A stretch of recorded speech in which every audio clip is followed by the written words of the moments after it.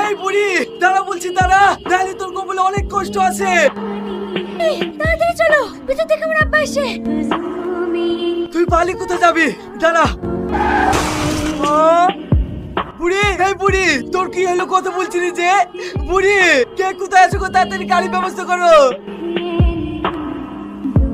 Doctor বাবু, আমার মেয়ে ঠিক আছে তো? আপাতত এখন ঠিক আছে, কিন্তু ব্রেনে প্রচুর আঘাত হয়েছে। এই আঘাতের কারণে কোনো সময় আপনার মেয়ের স্মৃতিশক্তি চলে যেতে পারে। তাই আপনাকে বলছি, কোনো সময় আপনার মেয়েকে টেনশন দেবেন না। ডাক্তার বাবু, আমার ছেলের কিছু হয়নি তো? না না, তেমন কিছু হয়নি, সামান্য একটু হাতে চোট পেয়েছে। এই বুড়ি, তুই বললেই তো পারতি শফিককে ভালোবাসি, তাহলে তো ওর সাথে বিধি দিত, পালাতে গেলি কেনে? তুই জানিস শফিকের আব্বা আমার ছোটবেলাকার বন্ধু। যা হওয়ার তা হয়ে গেছে, ওসব কথা এখন বাদ দে। বুড়িকে এখন বাড়ি নিস, তারপর একদিন ভালো দিন দেখি ছেলে মেয়ে ধুমধাম করে বিয়ে দেবো। ঠিক আছে, তাই হবে।